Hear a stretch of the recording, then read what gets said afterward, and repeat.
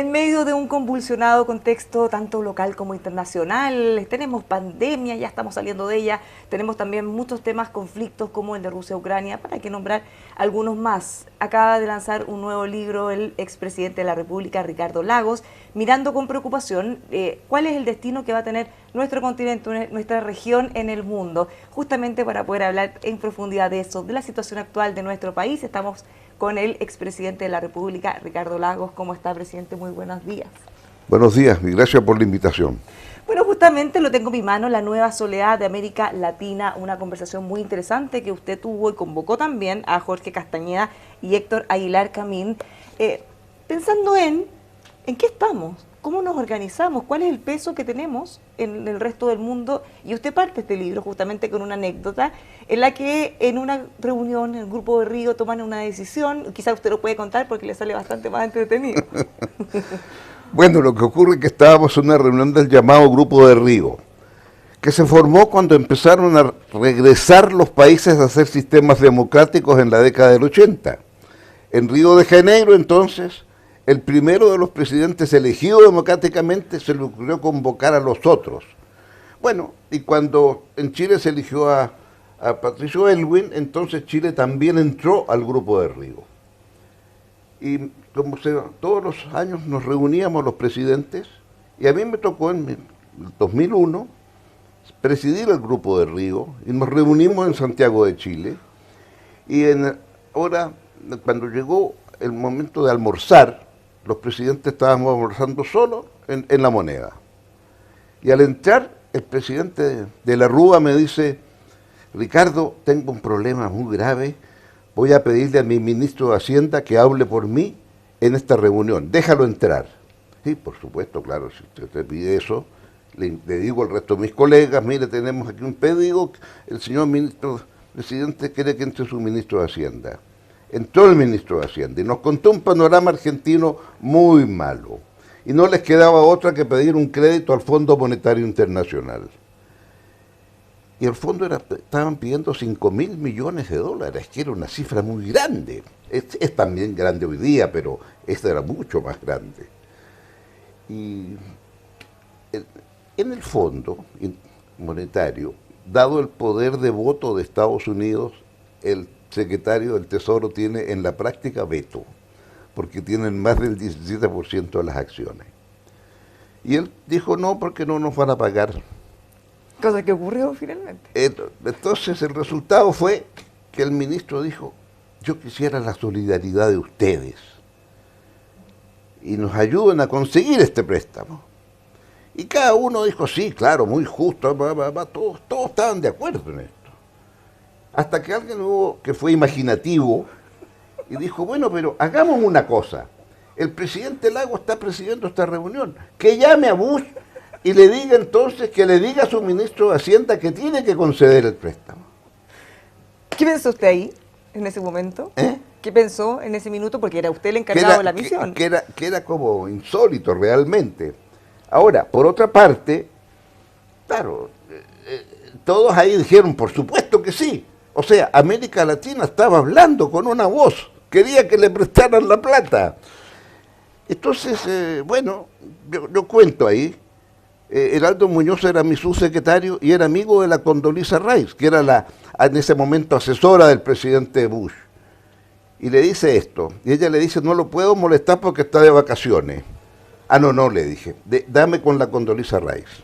Y a la Condoleezza Rice, cuando me dice que está de vacaciones, yo digo: perdón, Condoleezza. Leí en el New York Times que había toda una discusión que el presidente estaba 3 semanas de vacaciones. Y el presidente explicó que la de él era una working vacation, porque él tiene siempre que ser presidente y tomar decisiones. Entonces dile al presidente que yo quiero hablar con él con cargo al working, al trabajo del presidente y no con sus vacations.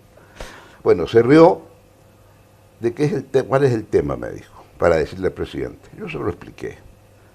Bueno, me llama la Condoleezza y me dice: el presidente te va a llamar mañana en la mañana, 7 de la mañana.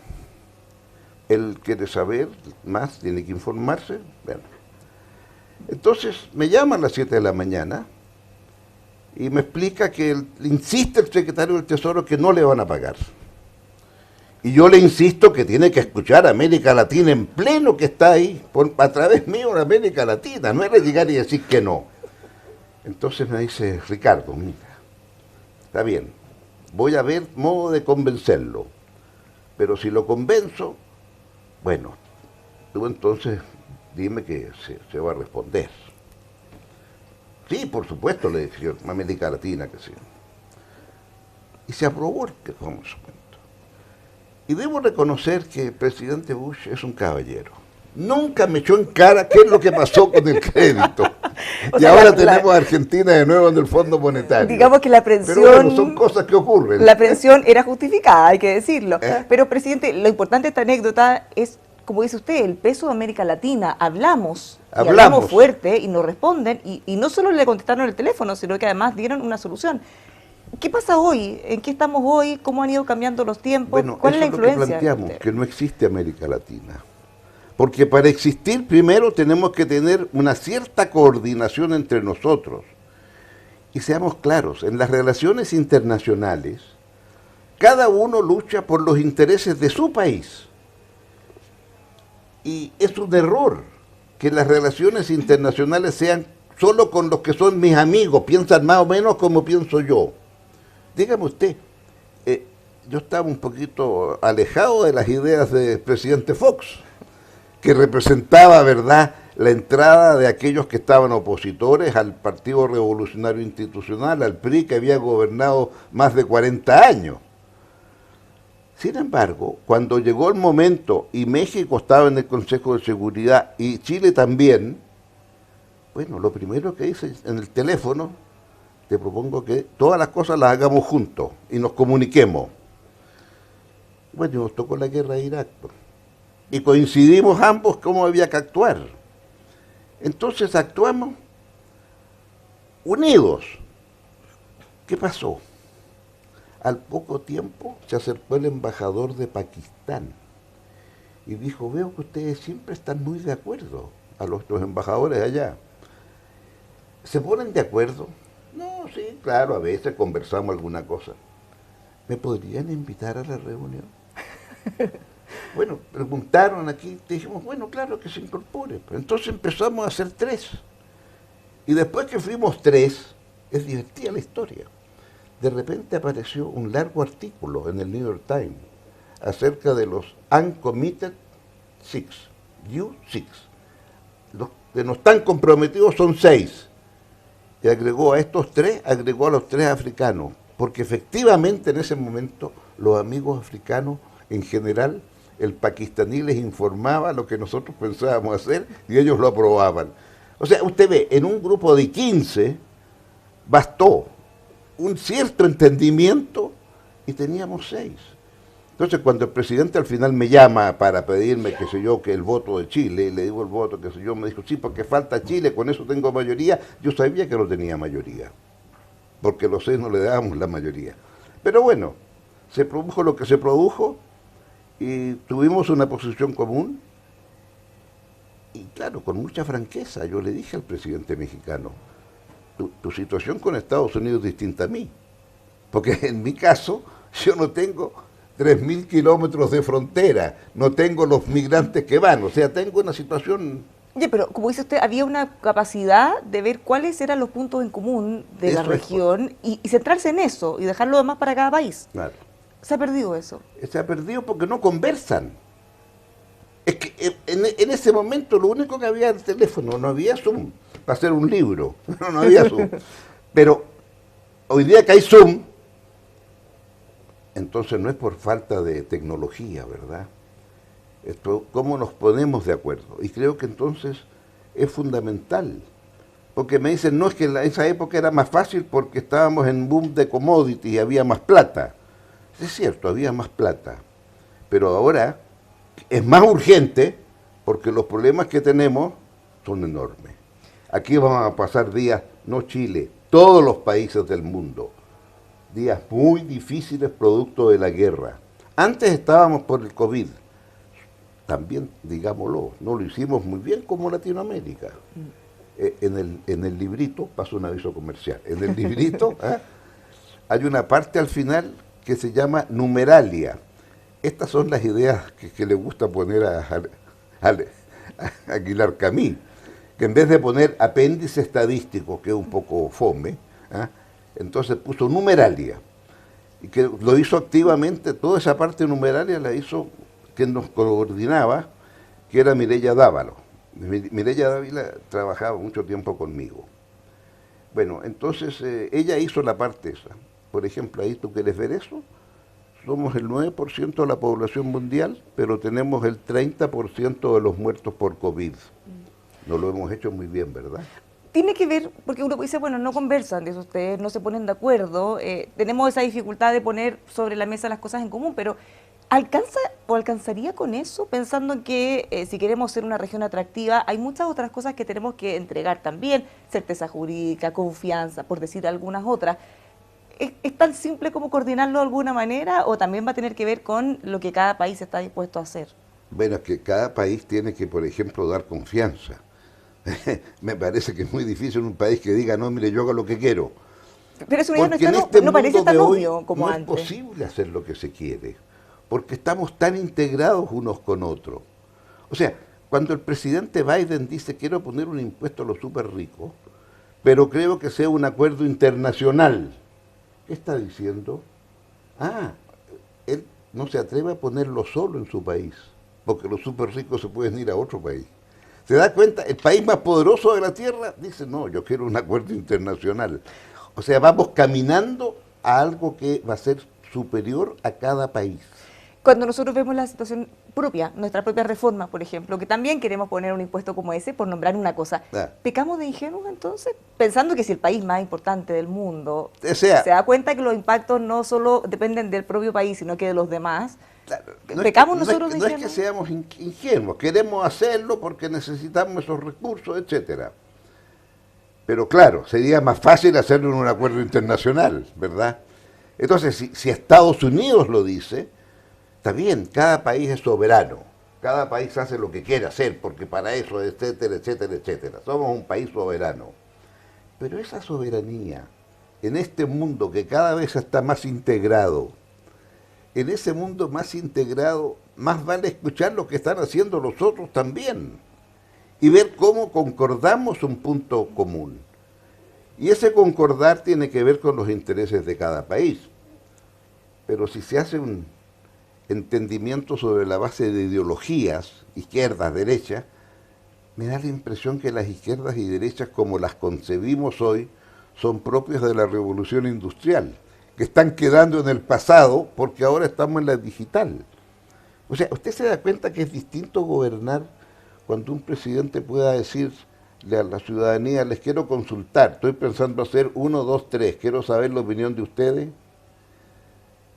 Es distinto, ¿no? Porque por definición decimos la democracia es representativa, elegimos representantes a través de los partidos políticos.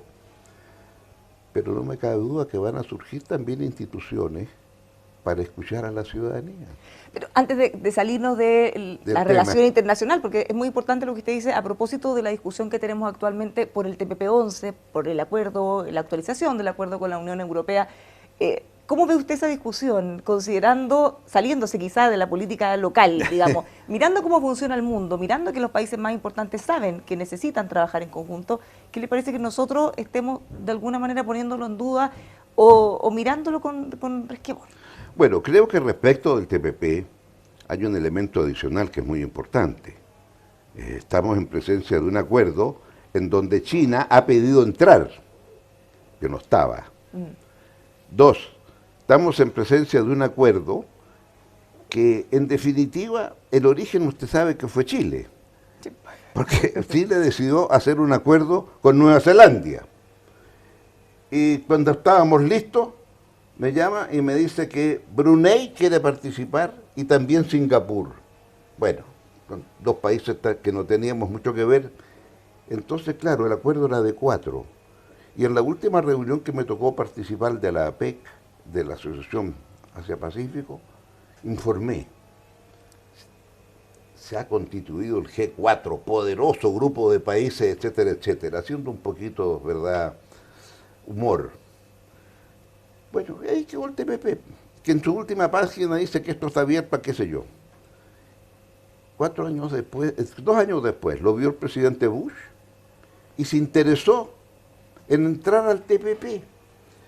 Y se interesó, entre otras cosas, porque yo creo, quería revisar los derechos de propiedad intelectual que había entregado a los países con los cuales tenía acuerdos, entre ellos Chile.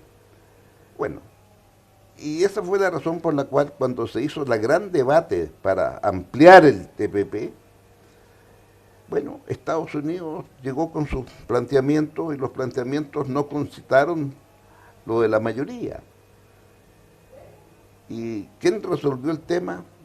Es el señor Trump, cuando decidió irse del acuerdo y decir yo no participo más. Bueno, se quedaron el resto, Chile entre ellos, y Japón, por cierto, que era muy importante, y se dijo, bueno, ahora que se fue a Estados Unidos podemos hacer el acuerdo. Y se hizo el acuerdo.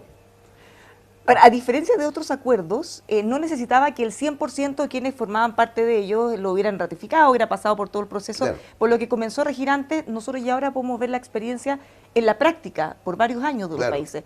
¿Se entiende que todavía, incluso con eso, tengamos resquemores? Bueno, es que esa es la situación que la gente no sabe esta parte de la historia, ¿verdad? Pero es que es la realidad. Ya ha funcionado. Pero la otra parte de la historia, que es tal vez lo más importante, entender que el siglo XXI va a ser el siglo del Pacífico.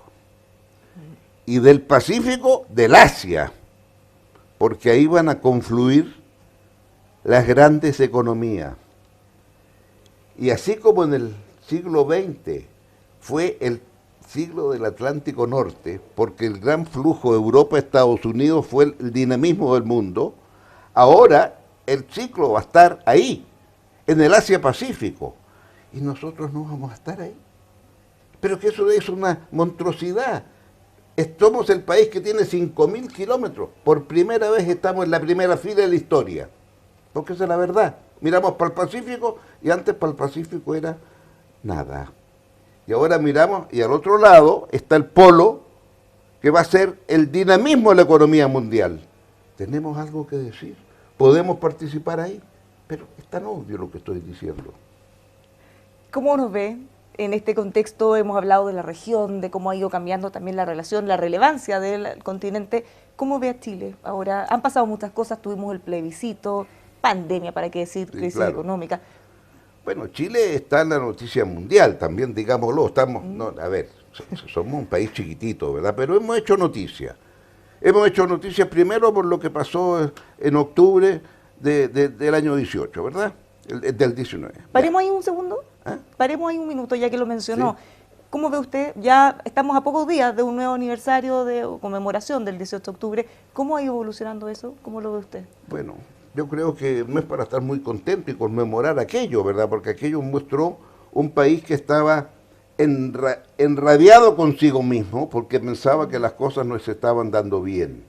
Y fue un momento en el cual se tomó conciencia que había sectores importantes de Chile que habían venido mejorando su situación económica y demandaban más del Estado. Y aquí hay un tema muy simple. Si usted crece, aumenta el ingreso por habitante, pero los ingresos fiscales se mantienen en el 20% del producto, estamos mal. Porque si aumenta el ingreso de las personas demandan más del Estado. Quiero más educación para mis hijos. Quiero una mejor jubilación para cuando esté viejo. Quiero un sistema de salud que me proteja y no que me digan que si no tengo el seguro tal o cual, entonces me voy a la ruina porque tengo una enfermedad muy grave. Bueno, son cosas normales estas peticiones. ¿Cómo damos cuenta de ellas? Tenemos que aumentar los ingresos fiscales. Y los hemos mantenido idénticos desde el 20%, desde que fui presidente, hasta ahora, 20%. ¿Y qué ha tenido que hacer entonces los que vinieron después que no quieren aumentar el tema? Endeudarnos. Entonces, Piñera 1 comenzó el endeudamiento rápido. Bachelet 2 sigue el endeudamiento, Piñera 2 más endeudamiento. Yo dejé un país endeudado con 5% del PIB, Bachelet 1 lo dejó con un 10% y tuvo la crisis del 2008 y la pasamos sin problema. Y después, bueno, se empezó a endeudar Chile. Y ahora entonces, antes del COVID, la deuda era más o menos del orden del 30%. ¿Te das cuenta? Podríamos llegar ¿Ah? a 40, 45%. ¿Verdad? Y ahora estamos ya llegando al 50% Sí. con todo lo que ha implicado el COVID y lo que hubo que hacer, ¿verdad?, en apoyo a las familias más modestas. Entonces creo que vamos a enfrentar, igual que el resto del mundo, una crisis muy grande. Y tenemos que prepararnos para eso. Pero tenemos que tratar esa crisis con altura de mira, no sacando la pequeña ventajita. De repente yo creo que en política tiene que haber una ética, y esa ética quiere decir cuál es el interés superior del país, y ese interés superior está demandando hoy por los sectores más modestos, que son los que van a sufrir más con la situación que hay. Y por lo tanto, ¿cómo somos capaces de dar unidos una solución, tanto respecto de los TPP que estamos hablando, pero más importante, lo que tenemos una crisis del punto de vista económico, del punto de vista de los alimentos que van a crecer? Poca gente sabe que entre Rusia y Ucrania, esos dos países son responsables de todos los granos del mundo. Del 35% de los granos que se comercian en el mundo son esos dos países. ¿Qué va a pasar con los granos del mundo? Los precios van a subir. Entonces, esa es la realidad. ¿Y cómo la enfrentamos? ¿Peleando entre nosotros? No puede ser. Ese baño de realidad que de alguna manera todos nos hemos dado en este último tiempo después del estallido, ¿cree que el gobierno también algo de eso ha tocado? Un gobierno, uno podría hablar de adolescencia, no por edad, sino más bien porque ellos es la primera vez que gobiernan. Ellos mismos, el mismo presidente ha dicho otras cosas con guitarra, la dificultad, la realidad, los problemas han hecho que han tenido que cambiar de opinión en muchos temas. ¿Ve que están transitando una especie como de madurez política o madurez gubernamental? Creo que a ver, la realidad se impone, ¿verdad? O sea, cuando el presidente va al norte y ve lo que pasa en el norte, es muy claro lo que está ocurriendo. En el norte lo que está ocurriendo es que los amigos que llegan de Bolivia, se entran por esa frontera, porque han descubierto, por ejemplo, los venezolanos, que si declaran que van de turismo, los reciben en Bolivia como turistas, y esos turistas se van y se las arreglan para llegar cruzando la frontera a Chile. Entonces hay que tomar medidas frente a eso. Pero eso requiere entonces, de nuevo, pongámonos de acuerdo. ¿Podemos ponernos de acuerdo los gobernantes latinoamericanos que se pongan de acuerdo sobre el tema de migración? ¿Cómo lo tratamos? ¿Podemos sobre el tema de migración hablar también con Estados Unidos y qué es lo que pasa en la frontera de ellos con México? ¿Podemos hablar del tema del narcotráfico? Porque el narcotráfico llegó a Chile y llegó en condiciones que obligan a una respuesta colectiva, fuerte, del Estado. Y eso es un tema nuevo, que antes no lo teníamos. Y si seguimos con el narcotráfico, entonces podemos pensar, ¿y qué hacemos con los sistemas ahora que tenemos que coexistir con el resto de los países sobre cambio climático? Y ese tema también nos van a poner una nota a cada país, cuánto contribuye. Y eso es materia también de conversación internacional. O sea, son muchos los temas sobre los cuales debiéramos tener presidentes que puedan tomar el teléfono y hablar, si no quieren hacerlo por Zoom. Bueno, esto nos lleva nuevamente al tema inicial, narcotráfico, por ejemplo, tema migratorio, no lo podemos resolver país a país por mucho que queramos. No, imposible. Posible. Porque le llegan las mafias de fuera.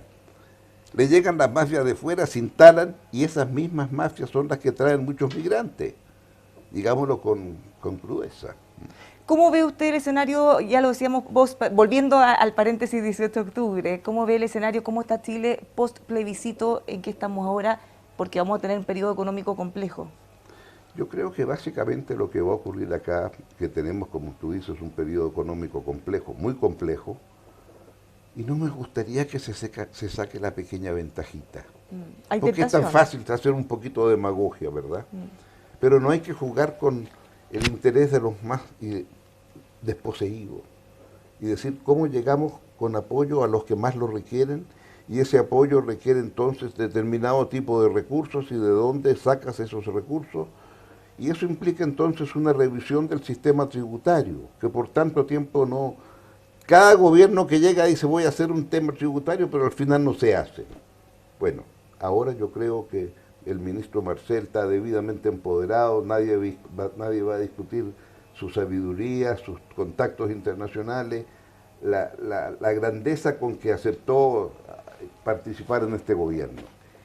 Y por lo tanto tiene la autoridad moral para que todos lo apoyemos, diría yo. ¿Qué le parece, esto es un poco política chica, pero qué le parece que en las últimas encuestas, por lo menos alguna, el ministro Marcel, el ministro de Hacienda, sea el ministro mejor evaluado? No es común, porque en general Hacienda no, pues, son los malos yo de la recuerdo película. cuando una vez un partido me dijo, perdón presidente, lo único que le quiero pedir que no nombre a nadie de mi partido ministro de Hacienda. No es popular, digamos. Claro, no es popular. Ya, ¿y qué le parece que en este caso sea el mejor evaluado? Es que este país también es sensato en su modo. Esta es una sensatez de este país, ¿verdad? Decir, mire, este señor es más importante. Bueno, creo que eso habla bien de Chile. Entonces yo me alegro de aquello. Y me alegro por el ministro Marcel, por supuesto. Tampoco es que él haya tomado decisiones, cosas que pudiéramos decir son populares, o haya abierto la billetera como para ganarse esa popularidad. No, claro, porque no se puede abrir la billetera cuando usted abre y no hay nada en la billetera. La puede abrir, pero no encuentra nada adentro. ¿Está optimista? ¿Está preocupado? O sea, preocupado, claro, porque lo que vienen son días duros. Y por lo tanto tenemos que tener respuesta para eso. Y no hacer demagogia con eso. Segundo, también estoy preocupado porque se produce la mezcla entre lo que hay que debatir en el Congreso y ahora el Congreso tiene además que debatir el tema de la reforma constitucional. Entonces son dos desafíos grandes, que, bueno, volvamos al COVID. El COVID terminó haciendo esa barbaridad, entre comillas, ¿verdad? Porque lo que podíamos haber hecho 240 días atrás, hubo que hacerlo ahora, porque no se pudieron hacer las elecciones cuando había que hacerlas. Y ahí se perdieron 240 días, que claro, usted se da cuenta, 240 días atrás, eso quiere decir que todo se habría resuelto en el gobierno anterior y no se habría producido esta situación que ahora hay de un presidente que tiene por una parte que resolver los temas de todos los días y de paso resolver el tema constitucional. Claro, va a tener éxito, esperemos, y entonces será la constitución de Boric, pasará a la historia. ¿Ve bien encaminado el proceso? Bueno, me gusta pensar que estamos bien encaminados y que él estará mirando también con un ojo abierto, no obstante que dijo que esto lo vieran en el Congreso. Pero como presidente él no puede desentenderse y yo sé que está mirándolo también con mucho interés. Presidente, ya para ir terminando, otro tema en la mirada global, digamos, la mirada a largo plazo, mediano plazo, la tercera vía, que en tanto tiempo se ha hablado si es necesario o no, hacia dónde deberíamos apuntar. ¿Cómo va eso? ¿Cómo ve eso? ¿Murió? ¿Está? ¿Podría alguien reencarnarla? No, yo no sé, bueno, siempre habrá los liderazgos y los liderazgos cambian, ¿verdad? En buena hora. Creo que Chile ha demostrado tener un sentido común. Nadie esperó ese resultado en la última convocatoria plebiscitaria, ¿verdad? Apruebo o rechazo. Sin embargo, no me cupo duda a mí que se iba a seguir discutiendo el día 5 de septiembre, fue lo que dije. Por lo tanto, preparémonos para el 5 de septiembre, ¿cómo lo abordamos? Y ahí entonces, bueno, creo que tuvimos que optar, y creo que cuando la ciudadanía mayoritariamente dijo no, ese rechazo, tenía que ver con determinados hechos, a mi juicio, que un poco estaban a contrapelo de la ciudadanía. Cuestionar los símbolos patrios, a nadie se le habría ocurrido, ¿verdad? Que Chile es un Estado plurinacional. Cuando salió esa frase tan ampulosa, yo dije, ¿por qué no le agregamos 3 palabritas? En su origen. Un Estado plurinacional en su origen. O sea, cuando O'Higgins, nada menos, decide hacer la Constitución o el reglamento del año 18 y dice, a partir de ahora Chile se constituye como nación soberana, así, la República de Chile, nación soberana, lo dijo ahí clarito. Hay que acordarse para el TPP. Nación soberana, muy bien. Pero nación soberana era más fácil el año 1200 años atrás que ahora. Pero bueno, las condiciones cambian.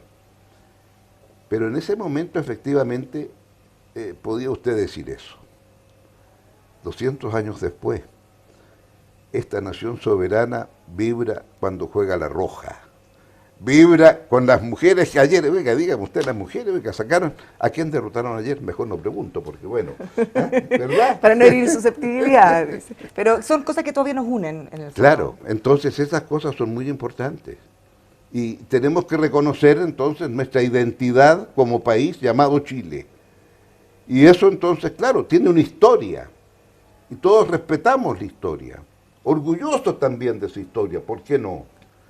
Pocos de ustedes deben saber, el único país que recibió un ejército regular desde España para poner orden en este paísito, fue allá por en el 1610, Chile. Y ahí comenzó entonces el proceso de juntarse, ¿no? De los que venían de de España con los que estaban viviendo en Chile. Presidente, muchísimas gracias por haber conversado con nosotros. Muy interesante. Quiero recordar algo de lo que comentamos en esta oportunidad, la nueva soledad de América Latina, una muy interesante conversación de los desafíos que tenemos a nivel continental. Así es. Muchas gracias. Muchísimas gracias. Nos vemos. Gracias. Les queremos dejar invitados a seguir informándose con nosotros aquí en emol.com.